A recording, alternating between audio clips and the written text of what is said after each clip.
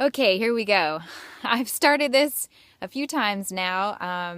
This time, there's babies are all sleeping and everybody is covered, but battery is now low. So we'll see if I can get through it, and hopefully I won't ramble as I feel like I do a lot of the times. I want to talk today about my big favorite subject, and that's feminism and biblical womanhood and those topics which I've been wanting to do videos on. So I'm gonna get right into it. The other day I was scrolling through Facebook, right? Always a bad idea for me. You know that I'm kind of I don't know, bored and off wandering if I'm looking at Facebook. But so I was scrolling through Facebook and I saw somebody liking a post that was about a viral, let's see if I can remember, a viral tweet, right? Of a picture of a third grader's poem that she had written. And it was like the true feminist or something. I can't remember the title. It was a feminist poem.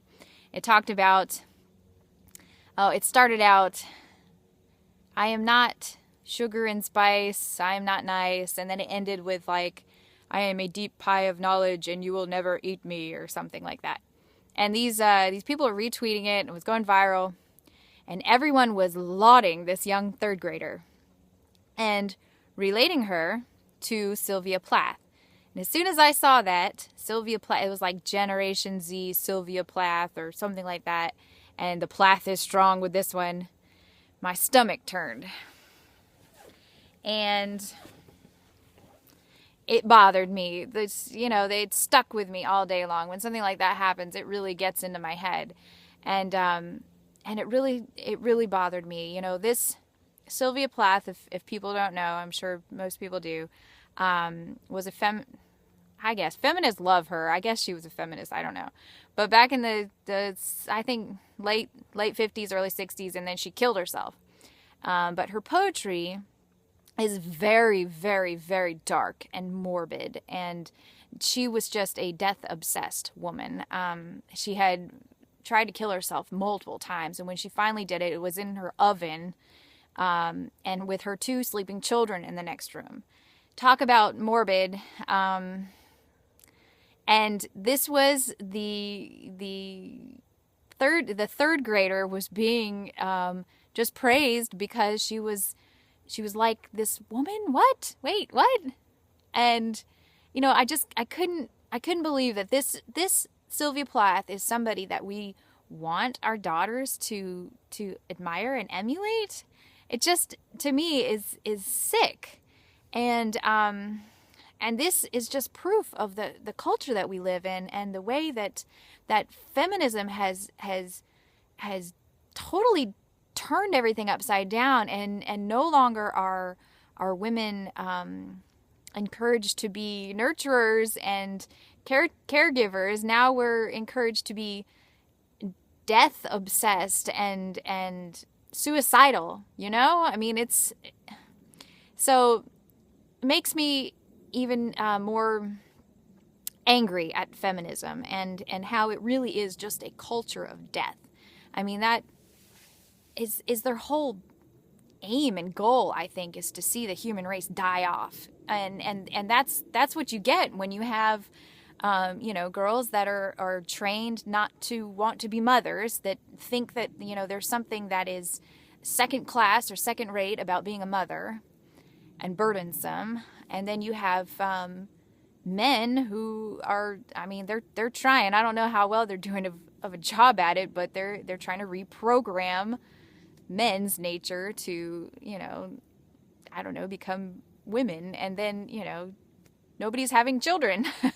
So the culture is going to die. It's a culture of death. And so anyways, it got me thinking, if I was to want my children to admire and emulate a poet, there is one out there that I would give them. And I submit to you, if I can remember her name, one of the last times I filmed this, I couldn't even remember the whole point of my video's name.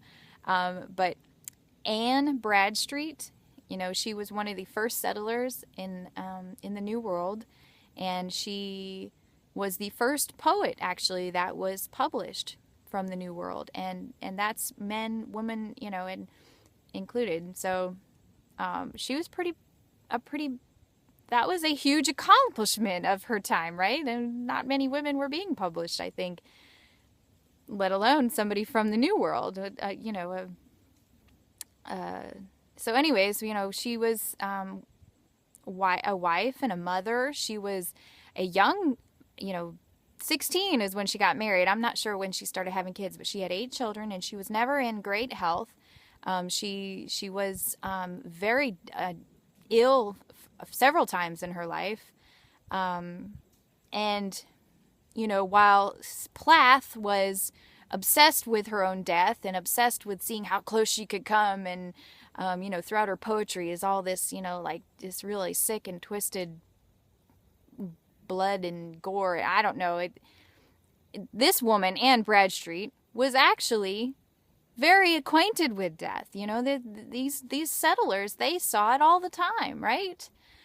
She had not any of her children, but her grandbabies she had that didn't make it past, childhood, infancy. And so, this is somebody who she actually knows intimately about death, and is definitely not glorifying it or obsessed with it. And the difference is that she has hope.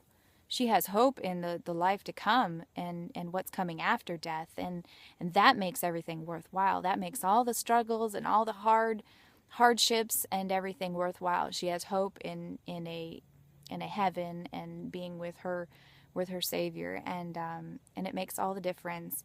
And so instead of this really, it's a sad story of this woman, Sylvia Plaths, who actually the boy who was in the next room, her son, went on to later commit suicide himself.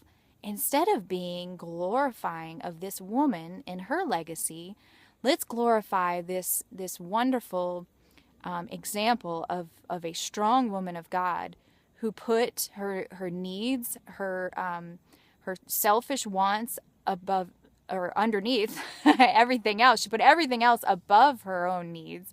She put her husband above her own needs. She put her children above her own needs, and strove to live a life worthy of that calling of being, first of all, a child of God, and second of all, a wife, and third, a mother, and how rich and fulfilling that life is, in contrast to the stark emptiness and despair of Sylvia Plath's world. That's what I'd like to leave you today with. And for the mothers out there, let's encourage our children and encourage our girls especially to be to look for those healthy role models, and to see the joy that can be found in traditional women's roles of being a wife and a mother. Y'all have a blessed day. Thank you.